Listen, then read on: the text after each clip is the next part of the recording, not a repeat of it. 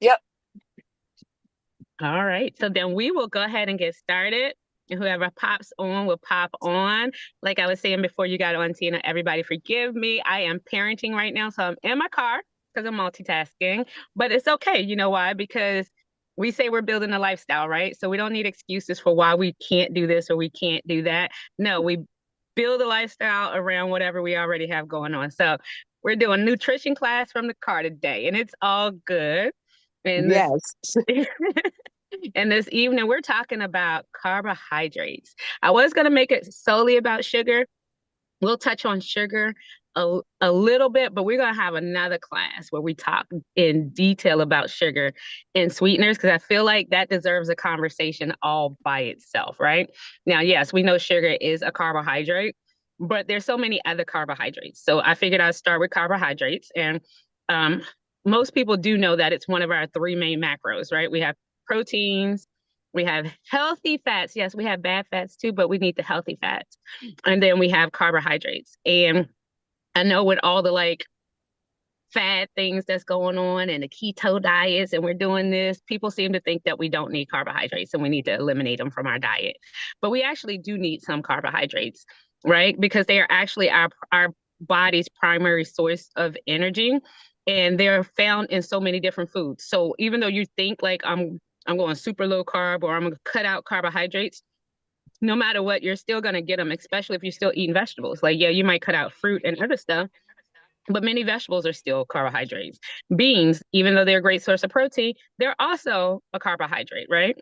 And there's two basic types of carbs. We have our simple carbs, and those are the everyday sugars, the white stuff like the white bread and the white rices and the white pastas, the candy, the cakes, the sodas, all the stuff that tastes so good but is so bad for us.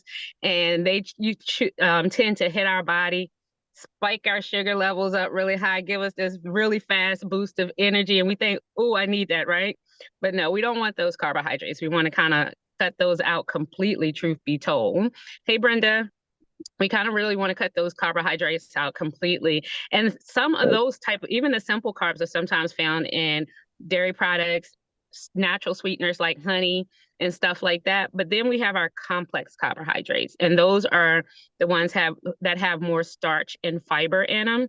So they're better for us because they give us that longer lasting boost of energy versus the huge spike that we get from the simple carbs. The complex carbs give us a more like linear elevation and energy, and we can sustain that a little bit longer. And the complex carbs are mostly found in, say, like your whole grains, your vegetables, some of your fruits. They also contain dietary fibers, and they help support our digestion and even in many cases our heart health. That's why I know a lot of people say eliminate carbs altogether, but some carbs are good for us. I think our biggest problem is that we go overboard because we like a lot. We like the cakes and the cookies and the breads and all the stuff like that. So that's the two main things to keep in mind. Stay away from the simple carbs, and that's the white sugars, the white breads, anything white. We want to stay away from it, and the cookies and the candies and the cakes and all that stuff like that. And then the complex carbohydrates are our whole grains, our beans, and our vegetables, and some of the fruits that are low glycemic, right? And like I told you before, carbohydrates also are the primary source of energy for our body. And many of the benefits of the complex carbohydrates, they also give us different types of vitamins, minerals, fiber. They support us if we're going to be exercising. So you might even think like, let me eat a banana or let me eat some carbs right before I work out so it can give you that energy to make it through your workout. Hello, Angela. Hello, Carla. Um, so some more examples, like if you're gonna have carbohydrates, try to shoot for the nutrient dense carbohydrates. Like for example, some examples of that would be your whole grains. And with those, you have the quinoa, the oats, brown rice, barley, um, the whole grain pastas and the brown rices. So you want to stick more with those type of grains. When it comes to legumes and beans. Some good examples of those would be your lentils, chickpeas, black beans, kidney beans, things like that. And then most vegetables are also carbohydrates. So those are great sources. And you're also going to get the other vitamin and minerals that you get from eating vegetables, right? Some great fruits because again with fruit, yes, it's a great source because it comes from nature, but depending on, like, say for example, if you're diabetic, yes, you want to be able to eat fruit, but you kind of want to stick to the fruits that are low glycemic. So a lot of those will be your berries, like your blackberries, your blueberries, strawberries, raspberries. Other great fruits that if you're not diabetic, you can get a great source of carbs and from would be your apples, your oranges, bananas, pears. Again, like I said, if you're going to work out, maybe you eat a banana before you work out, and then that'll give you the energy, a boost in your energy to help you through your workout. Which is a great source. Like I said, carbohydrates we do is our body's number one source of energy. So all those, I'm not going to tell somebody not to do keto if that's what you want to do. Great, but just keep in mind our body does need carbohydrates to because it's our main source of energy. Um, Another source of carbohydrates, even though they're great sources of protein, would be your nuts and your seeds, like the chia seeds, the flax seeds, walnuts. And the great thing about those, they do like triple duty, really, because they're also a great source of healthy fats. So when you're adding, now be careful because they are a source of fat, a little bit can go a long way, meaning um, a small amount of nuts could have a lot of calories in it if you're somebody who's counting calories. Not everybody counts calories, so you kind of want to be careful with how many of them that you eat. But the great thing about the nuts and the seeds is that they not only act as carbohydrates, but they're also a great healthy fat. And some of them are also high in protein. So they're like a triple threat, in my opinion. Um, Now obviously we've talked about the simple carbs, the ones that you want to stay away from, especially if we are trying to lose weight and we are trying to lower our blood sugar or keep it at least at a manageable range. We want to stay away from the white sugar. Like I said, I'm going to do a whole other class on white sugar, but let me just say this. It is poison. It is poison, poison, poison, poison, poison because it if you look at the molecular structure of sugar and look at the molecular structure of cocaine, they are literally almost identical, hence why it is so addictive. Oftentimes people think that, when we say, oh, I'm addicted to sugar, it's just something fun to say and it's cute little phrase, but no, it is a real thing. Sugar addiction is a real thing because of the way it's structured, the way it's just created is it's so refined and processed that when we get it in our body, we just want more and more. Hence why we always have sugar cravings, right? Once we start, it's hard to stop. But if you give your body, it's just no different than if you give your body a break from if somebody's consuming alcohol or drugs and they're trying to get a break from it. Yes, you might even go through withdrawal symptoms, but you have to give your body that break. And then once your body gets used to not having it, I promise you, you'll survive. But it's hard. So as soon as we can, like, the more we can cut back on that, the better. Like I told you all before, great substitutes for that are monk fruit, allulose, and stevia. Those are the top three. I'm sure there's more, but they're plant-based. They're not artificial sweeteners because we want to also stay away from those too because they are basically a bunch of chemicals, and many of them have been linked to different forms of cancer. So to me, they're just as bad as regular sugar. So, like I said, we'll have a whole other class on that because that's like, as a diabetic myself, that's a hot topic for me, right? So we'll talk about that in great detail. And also the sugary drinks. We have to be careful with sugary drinks because you don't even realize how much, number one, how many calories. Again, if we're on a weight loss journey, I know everybody don't count carbs because it's like some people are like, oh, it's too much to deal with, but you still want to be conscious. I am a firm believer in not drinking my calories because I want to enjoy it on food, but you'll be surprised at how much you consume when you just start measuring your sugary drinks. Let's say you start with a cup of coffee in the morning, and then, oh, I'm going to have a cup of tea with my lunch. And most of us aren't getting like a little cup of tea. We're going to wherever we're going and like, oh, let me get a large tea. And I'm about to age myself. I remember when a large was like a regular. size like this. Now a large is this size. It literally is like a quart at least. Right. So And then imagine how many calories is in that. And I know they put ice in it, but that ice is not watering it down that much. So imagine that, like you've already had your coffee, and if you're like I used to be, you're going to Dunkin' and you're like, give me a large coffee, light and sweet, and it tastes like syrup when they're done. So add that, and then your tea with your lunch, and then tea with your dinner, or like whatever that sugar or sodas. Let's not even talk about the sodas, but that's a lot of sugar in the course of a day, right? And then you got to look at the carbs that's going to be on your food packages. A lot of times, especially if you're eating processed foods, they're filled with sugar and carbohydrates. So that's another reason why you want to read your labels. And I know we talked about that before too, and we'll keep talking about those things. Reading your labels, because sugar, if you see sugar, corn syrup, glucose, what else? Sucralose, like all these words basically just mean sugar of some sort.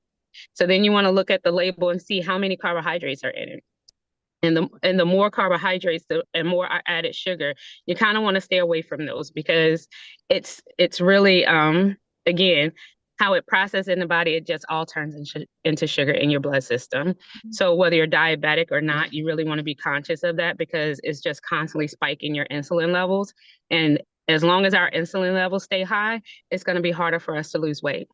So that's just something to keep in mind. And then when it comes to, say, for example, picking your fruits and other foods, especially fruits, because some fruits are great, but some are really high glycemic, meaning that's going to really spike your blood sugar. And again, this is doesn't matter if you're diabetic or not. The higher your insulin levels throughout the course of the day, it's harder for your body to lose weight. So try to pick fruits that are lower glycemic, because it won't cause that huge spike in blood sugar right away. It'll just kind of give you that steady little rise, and it'll give you that steady energy, right? As opposed to that big spike of energy and then you crash and you're exhausted or tired. So look for foods that are low glycemic. And if you don't know what those are, just Google it. You can literally Google, and maybe I'll even post a list in the chat, low glycemic versus high glycemic fruits. That way you can have kind of a list to go off of, because we want to stay away from the ones that are higher glycemic. Um, let's see, what else do I have? Do anybody have any questions or anything they want to add before I keep going? I have a question. Yes, Why is ma'am. it that I didn't realize that your blood glucose level affects your weight loss? How does So that how that work? works is Is that that the reason why I anytime, can't lose weight? say again. Is that the reason I can't lose weight? It's very possible, Brenda, because here's what happens, right? Every time we eat something, it does not matter what it is. In order for our body to process it, it's going to cause insulin to release, so our insulin can take whatever nutrients or whatever out of our blood and put it into the muscle cells to be used for energy, right? So every time we eat, insulin levels go up so that it can take what you got, take it out of the blood system, and give it to the muscles for energy. And the more your insulin stays up, and again, this has nothing to do with diabetes, it's just how our body process food and turn it into energy, right? So the more your insulin levels are elevated, it tells your body to store fat. So if we're constantly eating all day, like, when we say, oh, I'm going to eat 3 meals plus 3 snacks a day, and you're never giving your body a break, that means your insulin levels stay elevated all day long. Therefore, your body says, let me just store, it just continues to store fat. That's why fasting is important. Like if you really study fasting, it's because you give your body a break from not only eating and processing, but it's also giving your body a break from constantly having to shoot insulin out into the system. That's how some people become what they call insulin resistant. You may not be, like, even before you get to diabetes, you could be insulin resistant, meaning that your insulin is constantly working to the point to where your muscles say, no, you can't come in anymore. Every time I turn around, you're knocking on my door trying to put something in, and it says no more. I'm not going to accept the insulin or anything else that you're trying to bring with it. So you become what they call insulin resistant. So the more we eat, the more we spike, and the body just starts to store fat. So that's where the fasting definitely comes in handy with that. Tina, you raise your hand. Thank you. Yeah, You're welcome. yeah, two things. And I'm glad you came through, Mindy, because I was going to text you and say we have to talk 911. So two things. First, I love Carlissa, what you were talking about, the fruits. I don't know off the top of my head high or low glycemic, but I've always heard like no fruits at all except for berries, like blueberries, strawberries, cranberries, green apples. Those were like the good ones. Everything else was a no-no except bananas after you work out. But I do want to see your list to see if it's like the same, but that's always what I've been told. And Bindi, are you here, girlfriend? I've got some really, really, really it's really, really bad news. Like I'm ready to just jump off. I'm here. What's wrong? It's regarding 75 hard. So this morning, you guys know, like I've been fighting with the scale forever. And this morning I took like a photo of my back or whatever, and I was talking to my daughter, and I'm looking at my picture from 30 days ago and my picture today, and I'm just like, bigger, like it doesn't look any difference. And she's like, well, she's talking to me. She's not, I sent her the photos, and then she's like, which one is the before picture? Oh And no. I'm like, okay. Someone else was like, well, maybe your bra's different.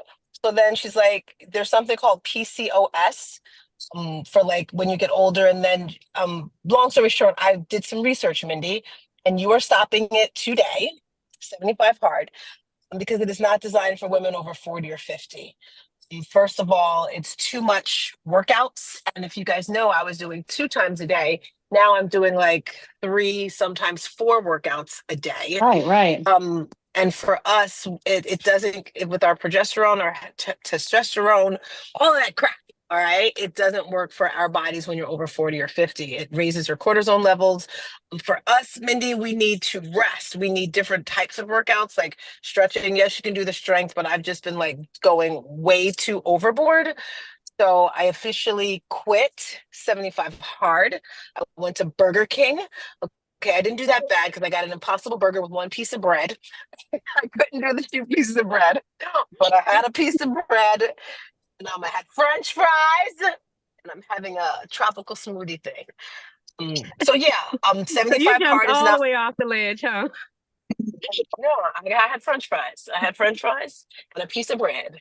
Okay, So, thank you so much, because I talked to a friend of mine who is the same age, and she was like, the problem I have with 75 hard is that there's not a day of rest. You're supposed to give yourself some rest, and it's so to do it every single day for 70. And so we were talking about that. And then when I went off of it, then the next, it took me like 3 days to get back on it because I was so tired. I needed the rest. And I thought it was because when a body is in motion, it tends to stay in motion. And when is that rest?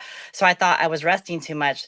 So I'd like to talk to you about what's the alternative? Is it, girl, I'll is it send you. eating for your blood type, or? I had to leave the house. Like I have all the research, and I was just like, because like 30. Are you gonna take my order, Miss or Sir? Are you guys open? Yeah, it's gonna have a chia oatmeal pudding, please. That's it. I mean, I get it like every day. They should know me. Like I was doing all this research, and every time I wrote more, it kept getting worse and worse and worse. Right? Like if you're over 40 or 50, you just should not be doing that. And I was like, okay, I have to make a new workout now, which really isn't a new workout; it's an old workout. Right? So just that's why we have to do things for our body. So pretty much, it's not made for women. The mental toughness. I'm still going to do everything else, but the workouts are definitely going to change. No, that's Yeah, that. it sounds like it's too much stress on the body. So your body goes into like panic mode, like what is happening, and therefore you start to store instead of lose. So yeah. Oh, so I got the funny to end the story. If you guys know, my daughter and I were always like making each other laugh. So I was like, look at the sausages on my back, because it's like the fat on my back. I said, I look like a little piggy. She says, no, you don't. You look like a hog. Well, you got to have people in your life like that, though. You really do. You got to have people who'll just come right out and say it for real. I love that. Your daughter's great. That's how my daughter is too. She'll say stuff like that to me too. But oh, I think we lost her. Yeah, she's Okay. All right. So a quick recap. Basically, So I guess the moral of the story is that carbs are not bad. Okay. They're not our enemy, not all of them anyway. Let me take that back. Not all carbs are our enemy, right? And don't get me wrong, I've been one of those that's like, oh, absolutely, I'm gonna do low carb, I'm gonna do keto. But then the more I thought about keto, I'm like, anything that tells me I can't have what God gave put on this earth, I question it. Like fruit, to tell me I can't even have fruit is too much. So not the biggest thing is not all carbs are made equal. We want to stay from the white stuff, the super sugary stuff that's got added sugars, like the cakes and the Yes. cookies and the white breads and the things like that. And we want to read our labels, because when I tell you sugar is in, they add it to everything, things that you don't think should have it in it. It's in there. So read your labels and look for the fructose and the corn syrups and the all those things, because it's in everything and you want to just really try to eliminate it. And I will say this, I even in my own journey, I know a lot of food companies are looking for ways to lower their sugar content. Like say for I'll use a perfect example. Pasta sauces. If you like pasta and you buy the jar spaghetti sauces, look for the ones that say simple, because a lot of the ones that say simply ragu or simply this or Rayos or some of those brands, they take the sugar out, right? And so that's why they call it simply, and it'll say no added sugar. So read the back and make sure that it doesn't have that, because they're realizing a lot of people are starting to be more health conscious. So they'll have the regular brand that's right on the shelf that we've always bought. But if you pay attention, some of these companies are catching a clue and they'll give you an alternative. It'll be the exact same thing. They just take the sugar out of it. So you just have to be willing to do a little bit, just take a few extra minutes in the grocery store. If you are buying packaged, pre-made or jarred things, look for the ones that do. And no, we don't want it, the ones that replace the sugar with artificial sweeteners. So be conscious of that too. A lot of people, a lot of companies are also starting to, because they are realizing that people are more health conscious. You'll see them where they put, like, say, monk fruit in their product as a sweetener. Again, it might require us to do a little bit of research if you don't want to make everything from scratch. And I'll be honest, I don't want to make everything from scratch. Okay. I'm not that girl. So I start to read labels a whole lot better and stuff like that. So just read your labels. Be super conscious about reading your labels. Eat as many whole foods. Again, we eliminate this problem, I'm sorry, by eating as many whole foods as possible, lean meats, vegetables. I'm okay with the fruits. All I say is if you're diabetic, be conscious of which fruits that you're gonna eat and choose the ones that are lower glycemic. And again, I will post out, now that Tina asked that question, I will post a list in the chat between tonight or tomorrow. I'll get a list of low glycemic fruits and then high glycemic. So you'll know the difference, right? I'll give you a perfect example. A banana is considered high glycemic. Pineapples, I love pineapples, but they're considered high glycemic. All your berries are going to be low glycemic, right? Um, but then also, like I said, other great sources would be your whole grain breads, your whole grain pastas. If you're gonna have those, brown rice, nuts, seeds. What else did I have on my list? Hold on, I'm sorry, I'm checking my notes. Yeah, a lot of your vegetables. They're great sources of carbohydrates if you need carbs in your diet as well. Because like I said, carbs are a great source of energy for our body. It's actually our primary source of energy. So just look for healthier versions. So, and y'all know I like to make this live and interactive. So now I'm going to kind of open the floor again for anybody who have questions, comments, any little tricks of the trade that you want to share with the group. That would be great. So the floor is yours. I wanted to ask, my daughter's been making unbleached sourdough bread. Sourdough bread's different than, isn't it? Isn't that a better It is a better alternative? source. It is a better source. Sourdough, rye, I'm trying to think off the top of my head. Those are both better, especially if she's making it from scratch and she knows exactly what she's putting in it. Again, I'm not that girl that do everything from scratch, but if she's making it from scratch, it's absolutely a good thing. And if you're gonna choose breads, like say if you're out and about and let's say you're at a restaurant and you're eating breakfast and they're like, oh, what kind of toast do you want? Rye is a better option. Sourdough is good. And then obviously worst case scenario, maybe wheat bread or if they have a whole grain bread or something like that. But main thing is stay away from the white ones. And also, you know what? Anything that you get that says enriched or bleached, especially if you're not, it's different because your daughter's making a sourdough bread. But if it says enriched or bleached, you want to stay away from it because that means it has been super duper processed. And that's what's going to cause it to break down faster and like really elevate and just not process good in our body. So if it says enriched, and that's a lot of our pastas. That's a lot of our rices. You know, we think rice is just whole grain rice. No, a lot of them say enriched. So be conscious of that. If it's, especially if it says enriched, you want to go ahead. That's their way of saying we took out all the natural ingredients and we filled it with a bunch of processed stuff. That's what that word basically means. So anytime you hear enriched, I want you to think of it as they took out all the good stuff and replaced it with bad stuff. Okay? Anybody else wanted to add anything or have a question? So I was just gonna comment, and then I guess you probably know more than I do. Beware of when they say 0 carbs, because there's multiple reasons why 0 carbs may not really be the truth, because there's legal manufacturers can legally round down, for example. Mm-hmm.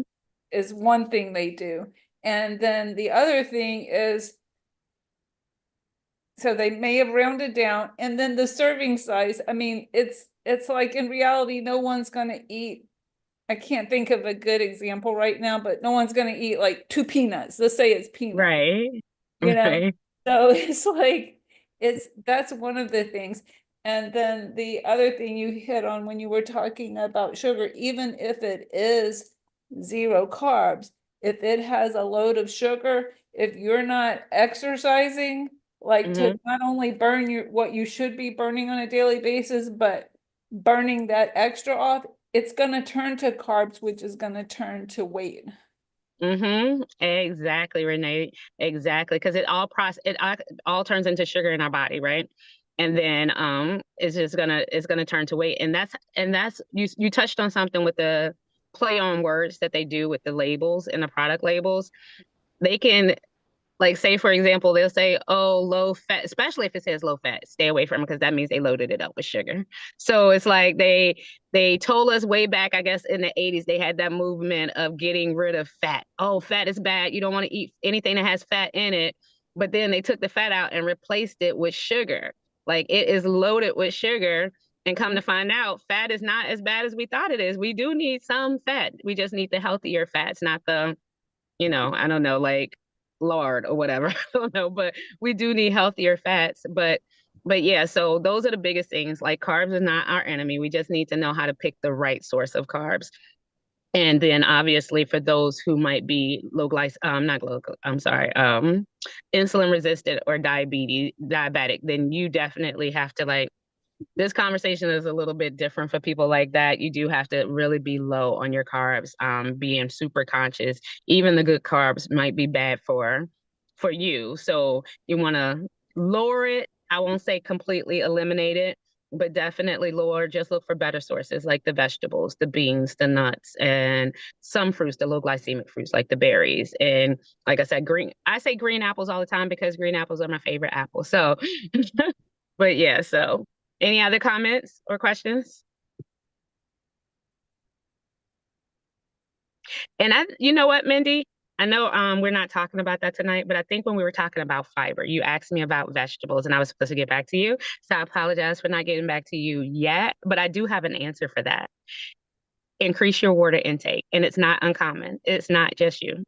So when we start to increase our fiber, we need to like do it super slow. So let's say you're getting fiber from other sources, plus you're loading up on leafy greens, and plus you're loading up on other sources of fiber. Your body's not processing it fast enough, so it turns into the gas. So increase your fiber intake slowly, and then once you get to that level, also increase your water. Increase water. I know you drink a lot of water because I see your cups all the time, but just increase the water and then increase this fiber on a slower level. Especially, I don't know if you do a fiber supplement too. It's just from what I hear, just increase it slowly. Like, okay, if you weren't doing much fiber at all, instead of going straight from 0 to 25 grams a day, try it a lower amount and then work your way up to the higher grams. But that really makes sense because I couldn't explain why if my lunch was the same every day, how some days would be higher and some days would be lower in terms of like gassiness. And so before the commitment to the recommitment to do the 75 hard and the gallon a day, I couldn't explain it, but now it hasn't seemed to happen as much. And it must be because the water intake has really improved and escalated. So that really, yeah, that makes sense. Okay, good, good, good. I'm glad you said that because that's what it was. It's a water increase plus your body's now getting used to it too. So now over time, your body's starting to get used to it. But like you said, the gallon of water a day is what's really doing it. You have to increase the water. You're welcome. Anything else, anyone? All right, well, ladies, I'm not going to hold you too much longer because like I said, I always design these to be about 30 minutes. And if you all have any questions, don't ever hesitate to reach out to me. I am an open book. And if I can't answer right in that moment, I'll definitely get back to you. But I'm going to go ahead and let you ladies go. And it was a pleasure as always. I enjoy our little chats. And then I'm going to look for the list for glycemic index foods, like if not tonight, it'll be tomorrow sometime. You know, I'll be multitasking. My kids will be coming out in a second, but yes. So definitely I'll get that list in there. And if anything comes up between now and then, just let me know, okay? Thank you, Carlissa. All right, you're welcome. Have a good night, ladies. Bye, guys. Thank you. Good night, ladies. Thanks, Have a Lisa. good night.